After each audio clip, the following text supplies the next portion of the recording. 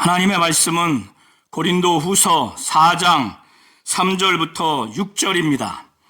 만일 우리의 복음이 가리웠으면 망하는 자들에게 가리워진 것이라. 그 중에 이 세상의 신이 믿지 아니하는 자들의 마음을 혼미하게 하여 그리스도의 영광의 복음의 광채가 비치지 못하게 함이니, 그리스도는 하나님의 형상이니라. 우리는 우리를 전파하는 것이 아니라 오직 그리스도 예수의 주 되신 것과 또 예수를 위하여 우리가 너희의 종된 것을 전파함이라. 어두운데 빛이 빛이라 말씀하셨던 그 하나님께서 예수 그리스도의 얼굴에 있는 하나님의 영광을 아는 빛을 우리 마음에 비추셨느니라. 아멘. 하나님은 하나님의 영광이 있으신 분이십니다. 하나님의 영광을 그가 보내신 아들 바로 예수를 통해서 계시하신 분이 바로 하나님이십니다. 하나님의 영광은 인간이 상상할 수도 없고 볼 수도 없고 그 어떠한 노력으로도 그것을 알 수가 없습니다. 그래서 하나님은 하나님의 영광을 인간들이 알아야만이 되기에 그의 아들 예수 그리스도를 통해서 하나님의 영광을 계시하셨습니다.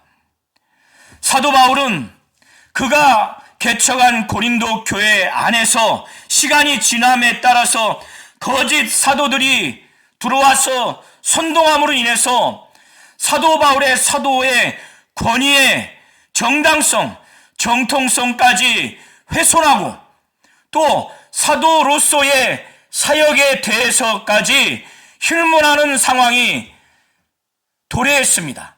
그래서 사도 바울은 3장을 통해서 모세가 시내산에서 두 돌판에 하나님이 직접 쓰신 십계명을 받은 그 직분, 율법 조문의 직분과 이 율법 조문은 본래 사람을 살려야만 하는 하나님의 말씀이지만 인간이 연약하기에 하나님의 말씀을 순종하지 못했을 때 그것이 바로 죄이고 또 그 죄를 지은 자가 바로 죄인이라고 하는 죄를 정죄하고 죄인을 정죄해야 하는 그 정죄의 기능을 하는 것이 율법입니다. 그래서 율법 조문의 직분은 정죄의 직분이에요.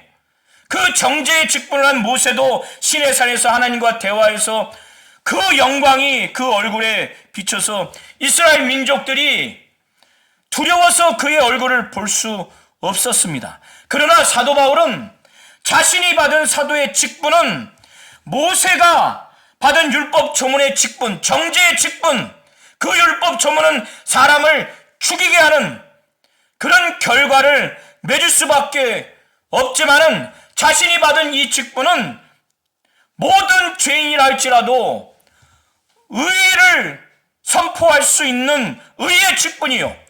또 이것은 영의 직분, 오직 성령의 직분이라는 겁니다. 이것이 새 언약을 말하는 것입니다. 사도 바울은 새 언약의 직분을 받았기에 이 직분은 옛 언약의 율법 조문의 직분, 정죄의 직분보다 더 큰 영광, 그리고 이 새 언약은 길이 있을 것이기 때문에 사도 바울은 이 새 언약의 직분으로서의 정당성, 정통성을 갖고 직분의 권위를 가진 것에 대해서 굉장한 만족을 얻었습니다.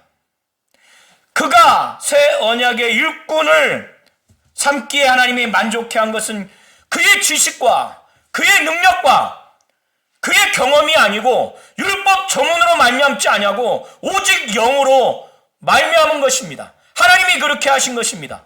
성령으로 완전히 임하게 하고 성령으로 거듭나게 해서 주어진 성령으로 말미암아 새 언약의 일꾼 되기에 아주 만족해 하셨다는 겁니다. 그리고 그 만족해 하신 분이 바로 하나님이십니다.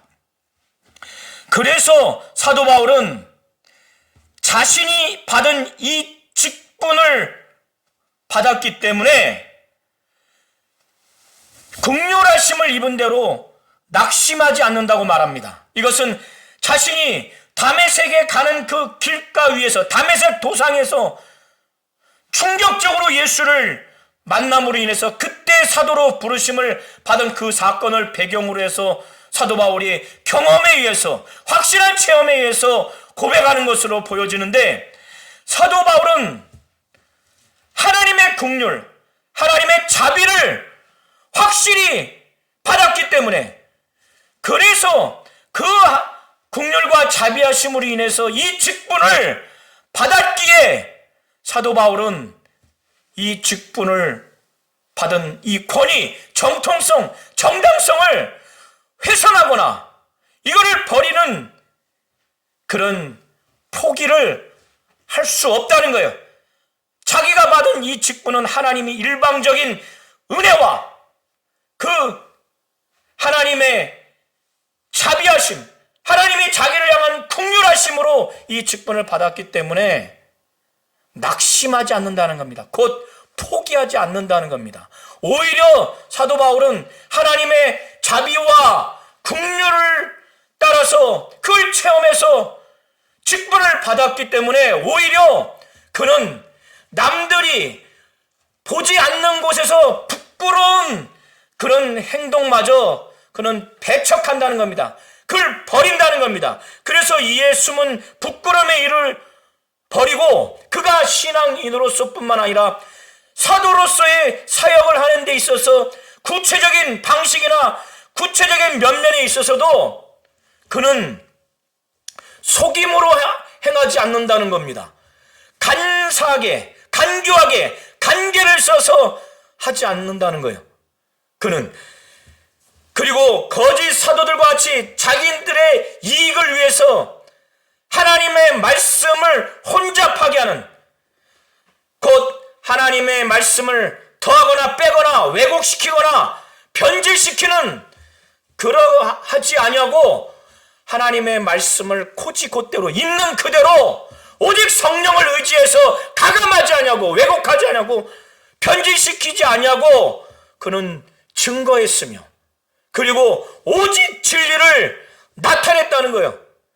하나님 앞에서 또 사람 앞에서 이렇게 그가 속임으로 곧 간계와 간사함과 간술로 행하지 아니하고 사람들이 보지 않는 숨은 곳에서 행하는 부끄러운 일마저도 그걸 배척하고 그걸 버리고 하나님의 말씀을 혼잡게 하지 않고 오직 진리를 드러내는 그런 사도로서의 사역의 삶의 자세와 태도를 보이니 그가 얼마나 담대하겠습니까? 하나님 앞에서 각 사람의 양심을 향하여 그는 떳떳하다는 거예요. 그러기에 각 사람의 양심을 향해서 자기 자신을 사도로서 담대하게 꺼리낌 없이 추천한다고 2절에 말하는 겁니다.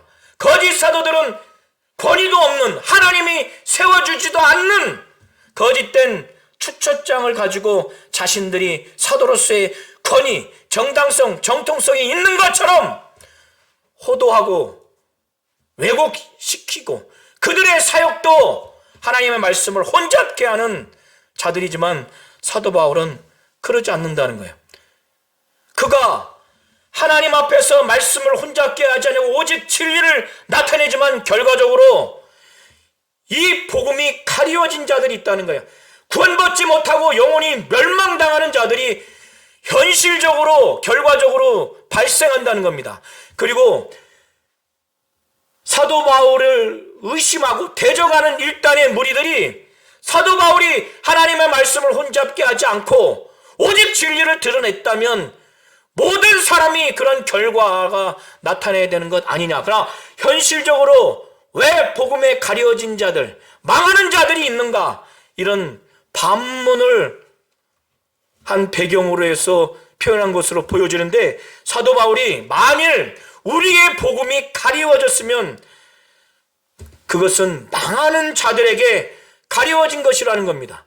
복음이 그 마음에 그리스도의 영광의 복음의 빛이 비춰지지 못하고 가리워져서 결국 영원히 구원받지 못하고 멸망하는 망하는 자들이 발생하는데, 그런 자들에게 가리워졌다는 것입니다. 그건 망하는 자들에게. 그런데 그건 하나님이 그렇게 하신 것이 아니라 사도 바울의 사도로서의 권위가 정통성과 정당성이 없고, 그리고 사도로서의 사역이 뭔가 제대로 하지 못해서, 복음을 제대로 전달하지 못해서 그런 결과가 있는 것이 아니라, 이 세상의 신 곧 마귀가 믿지 아니하는 자들의 마음을 아주 혼미케 했다는 거예요. 아주 혼미케 해서 하나님의 형상인 그리스도의 영광의 복음의 광채가 그 마음에 비치지 못하도록 마음을 혼미케 했다는 거예요. 왜? 마귀는 하나님의 형상인 그리스도가 그 그리스도의 삶과 그 인격과 그의 죽으심과 부활과 승천과 재림, 이 모든 것들이 복음으로써 사람들의 마음에 광채가 비치지 못하도록 하는 거예요. 하나님의 형상이 그리스도이기 때문에. 그리스도는 하나님의 형상입니다. 예수는 하나님의 형상이에요. 하나님은 눈에 볼 수 없어요. 하나님이 그러나 존재하시다는 거 아는 것, 그의 실존을 계시하는 유일한 존재가 바로 말씀이 육신이 되어 온 그의 아들 예수입니다. 하나님이 계시구나, 하나님이 존재하시구나 라고 하는 것을 믿을 수 있도록 오신 분이 바로 예수인데, 그가 하나님의 모습, 하나님의 형상이라는 거예요. 그러기 때문에 마귀가 하나님의 형상인 그리스도의 영광의 복음의 광채가 비치지 못하도록 마음을 혼미케 했다는 겁니다. 거짓 사도들은 자신들의 권위, 자신들의 영광, 명예를 드러내려고 하는 자들이고, 그리고 그들은 교회 안에서 권위를 부리고 권세를 부리는 자들이지만, 사도 바울은 자신이 사도로서의 권위와 정당성, 정통성이 확실히 있고, 이 사도로서의 그 사역이 본질적으로 온전하다고 하는 것을 사도 바울은 말하기를, 5절에 우리는 거짓 사도들과 다르게 우리를 전파하는 것이 아니라 그리스도의 주 되심을 오직 그것만을 전한다는 거예요. 그리스도가 주인이라는 것, 천지 만물과 모든 사람의 주인이요, 주권자요, 왕이요, 통치자라고 하는 주 되심만을 전한다는 겁니다. 그리고 사도 바울과 그 일행들은 오직 예수를 위해서, 예수 때문에 고린도 교회 교인들을 정말 섬기는, 군림하는 것이 아니라 섬기는 자로서 그들의 종 되는 것만을 전파한다는 거예요. 그래서 거짓 사도들의 권위와 그 거짓 사도들의 사역과 자신을 분명히 다르다고 하는 것을 대조적으로 말하고 있는 겁니다. 그리고 사도 바울은 자신은 예수 얼굴에 있는 하나님의 영광을 확실히 알도록 하나님이 자신의 마음에 빛을 비췄다는 거예요.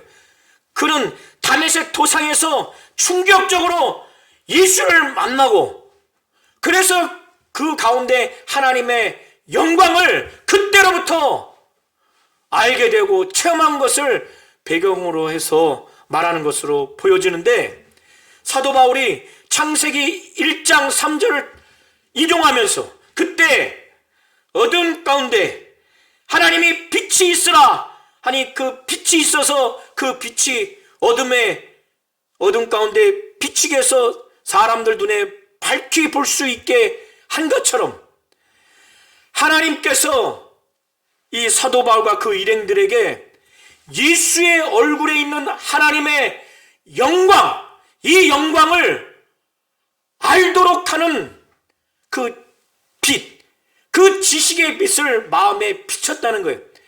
이 마음이 어두워버리면 예수를 본다 할지라도 하나님의 영광을 보거나 그 봄으로 인해서 알 수 없게 됩니다. 그러나 하나님이 그렇게 역사하셨다는 거예요. 예수의 얼굴에 있는 하나님의 영광을 아는 빛을 비췄다는 거예요.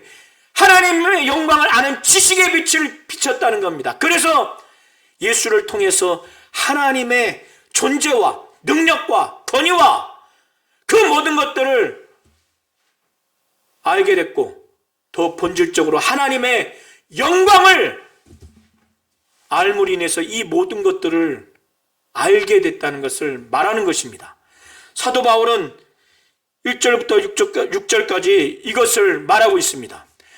사도 바울이 이렇게 예수의 얼굴에 있는 하나님의 영광을 아는 빛을 하나님이 비춰줬다는 거예요. 그래서 예수를 봄으로 인해서 하나님의 영광을 알게 됐는데, 이 엄청난 보배를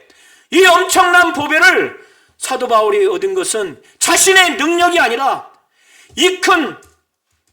이 심히 큰 능력은 하나님이 주셨다는 것을 그가 깨달으면서, 자신의 연약한 이 육신, 이 질그릇 같은 자신의 연약한 육신의 이 존재에 이 보배, 예수 얼굴에 있는 하나님의 영광을 아는 그 빛을 하나님이 마음에 확 비치게 해주신 이것이 보배인데, 이 보배를 연약한 이 육신, 이 질그릇에 담아준 것은 바울과 인간에게서 그런 보배가 나오는 것이 아니라 이 심히 큰 능력이 하나님께 있다고 하는 것을 알게 하기 위해서 이 질그릇에 보배를 준 것이라고 사도 바울은 말합니다. 그리고 사도 바울이 지금까지 사도로서의 권위와 정당성, 정통성을 포기하지 아니하고 낙심하지 아니하고 그걸 굳건히 갖고, 그리고 사역을 해 나감에 있어서 그가 박해를 당하고 꺾으림을 당하고 답답함을 당하고 우겨쌈, 곧 고난을 당했지만은 하나님의 능력으로, 또 그가 갖고 있는 부활에 대한 소망, 이 소망에 대한 믿음이 있기에 이 상황에서도 그는 사방으로 우겨쌈을 당해도 쌓이지 않았다는 거예요. 모든 면에서 고난을 당하는 어려움을 당했지만 거기에 매몰되지 않고 쌓이지 않았다는 겁니다. 그리고 답답한 많은 일들을 당했다 할지라도 사도로서 오직 예수를 위해서 살다 보면 얼마나 많은 답답함을 겪었겠습니까? 답답함을 당해도 사도 바울은 그가 고백하기를 낙심하지 않았다는 거예요. 그리고 박해를 받아도 하나님이 버리신 자 아닌가? 사람들이 볼 때는 어마어마하게 박해를 당했으니 하나님이 구원해 주시고 하나님이 도우시는 결과가 바로바로 나오지 않았으니 하나님이 버린 자가 아닌가? 그런데 버림을 당하지 않았다는 거예요. 그리고 거꾸러뜨림을 당하여도 망하지 않았다는 겁니다. 사도 바울이 이 과정에서 예수 그리스도의 죽음과 예수 그리스도의 생명을 본 거예요. 예수 그리스도께서 육신을 갖고 오신 다음에 인류의 죄와 허물을 위해서 그는 대신 죽임을 당하기까지 고난과 핍박과 박해를 받았지만 그에게 사망이, 죽음이 엄습한 것이 아니라 그는 본래 하나님의 생명으로 충만한 자요, 그로 말미암아 많은 인류가 그를 믿음으로 인해서 하나님의 영원한 생명에 이르게 된 것을 사도 바울은 본 겁니다. 그래서 예수의 죽음을 늘 짊어지려고 했어요. 왜? 예수의 그 생명이 자기 육체에 나타나도록 하게 하기 위해서 그렇게 한 겁니다.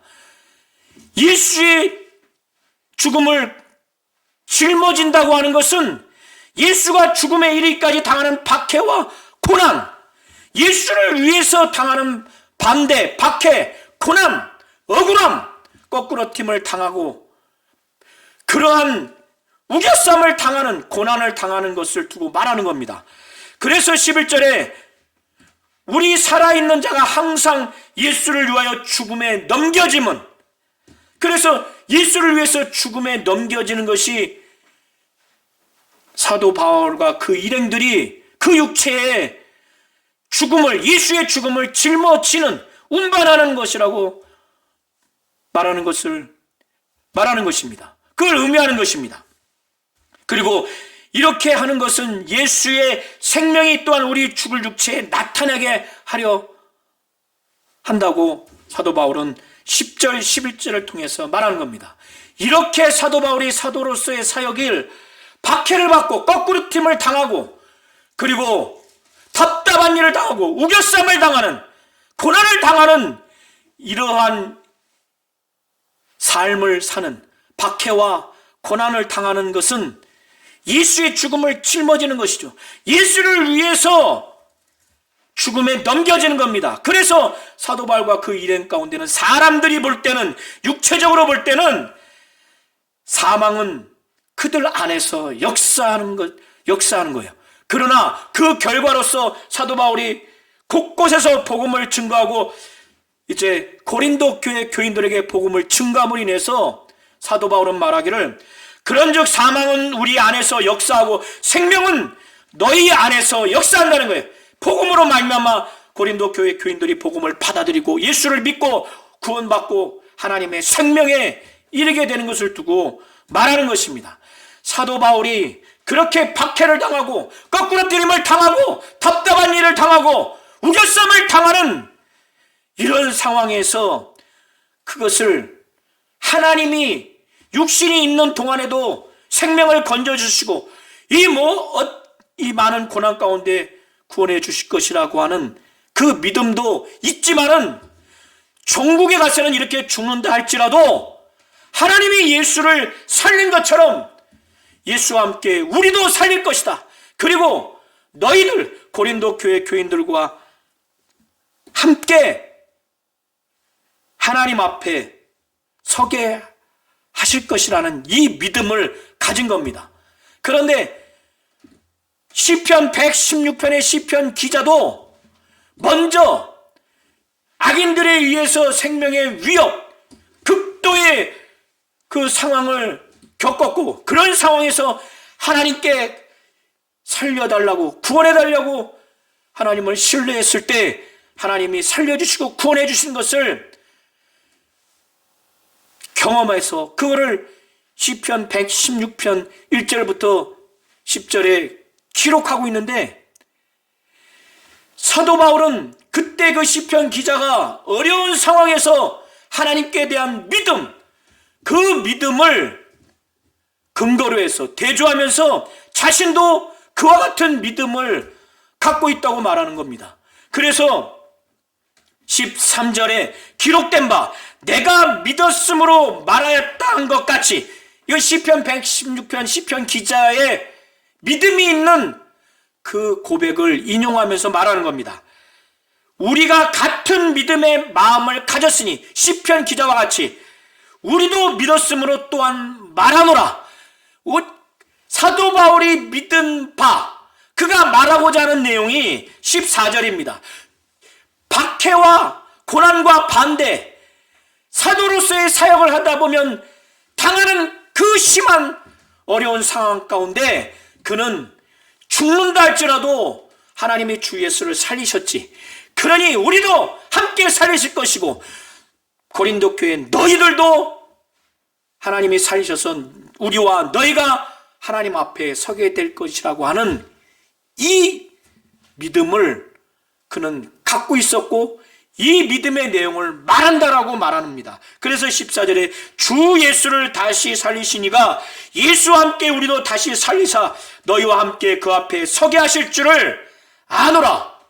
사도 바울이 지금까지 사도로서의 직분의 권위와 정당성, 정통성을 대접받았을 때 포기하지 아니하고 낙심하지 아니하고 그리고 사도로서의 많은 고난과 박해와 반대를 당했지만, 우겨쌈과 거꾸러뜨림을 당하고 또 답답한 일을 당하고 박해를 당했지만은 예수를 살리신 하나님이 우리도 함께 살리실 것이라고 하는, 고린도 교인들과 함께 살림을 받아서 하나님 앞에 있을 것이라고 하는 사도로서의 사역을 하면서 정말 소망을 갖고 그렇게 살아간 것은, 예수의 죽음을 짊어지면서 자기들의 육체에 예수의 생명이 나타나게 하기 위해서 그렇게 사역을 한 모든 것은 고린도 교회 교인들을 위해서 그렇게 했다는 거예요. 무엇을 종국적으로 위한 것이냐? 그들이 하나님께 영광을 돌리게 하기 위해서 어떠한 모습으로 많은 사람의 감사로 말미암아 은혜가 더하여 넘쳐서 많은 사람이 감사해서 하나님이 주시는 은혜가 넘쳐서 넘치니 어떻습니까? 하나님께 영광, 정말 더 영광, 더 많은 사람이 영광 돌리게 되겠죠.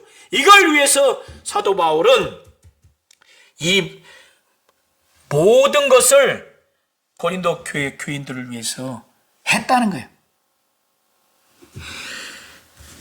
그러면서 사도 바울은 지금까지 1절부터 15절을 통해서 쭉 자신의 사도로서의 직분을 어떻게 받았으며 또 이거를 포기할 수 없고 사도로서의 사역을 한 면면을 말하면서 그 어려운 가운데 어떠한 소망과 어떠한 믿음을 갖고 하나님을 의지하면서 지금까지 해왔는가, 고린도 교회 교인들을 위해서 사역을 한 자신의 모습을 보이면서 그는 그러기 때문에 낙심하지 않는다는 겁니다.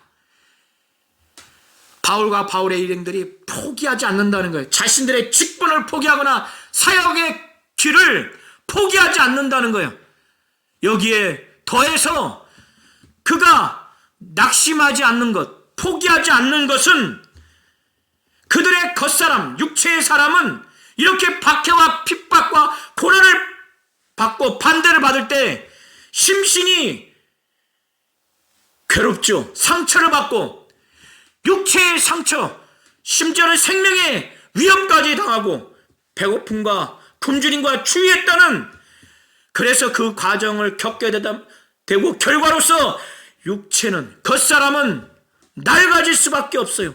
그러나 속사람, 영혼은 하루하루 지나면 지날수록, 매 사건을 경험하면 경험할수록 속사람은 날로 새로워지는 것을 경험하는 거예요. 그러기 때문에 포기할 수 없는 겁니다. 그런데 겉사람이 이렇게 낡아지지만 속사람은 날로 새롭다고 하는 것을 어떻게 그걸 느끼며 확신하는가? 그가 사도로서의 사역을 그 일행들이 함에 따라서 많은 박해와 고난과 반대를 경험하지만 그 환난으로 인해서 하나님이 매일같이 매 사건 그걸 경험하면 할수록 자기가 받을 그 상, 그 영광이 얼마나 큰지 사도 바울은 말하기를, 지극히 크고 영원한 영광이 자기 영혼이 부활하게 되면, 신령한 육체로 부활하게 되면 그걸 받게 될 것이라는 것을 사역하는 동안, 박해하는 동안 그걸 느끼는 거예요. 그러니 이 환난이 경하게 여길 수밖에 없어요. 그래서 환난에 경한 것, 그러나 이거는 잠시뿐이라는 거예요. 육체가 있는 동안. 그러나 이 힘이 크고 영원한 영광, 이 영광은 영원하다는 거예요. 이거는 매우 크다는 거예요. 환난이 얼마나 큽니까? 육신적으로, 인간적으로 얼마나 괴롭습니까? 무시당하고 멸시당하고 뼈가 부러지고 생명의 위협까지 당하고 추위에 떨고 강의 위험과 강도의 위험을 당하고 매맞고 굉장히 큽니다. 그러나 이런 환난이 경할 수밖에 없는 것은 그가 나중에 신령한 육체로 부활해서 하나님으로부터 받을 그 영광이 힘이 크다는 거예요. 힘이 크고 그 영광이 순간이 아니라 영원하다는 거예요. 환난은 잠시지만 이 받을 영광은 영원하다는 겁니다.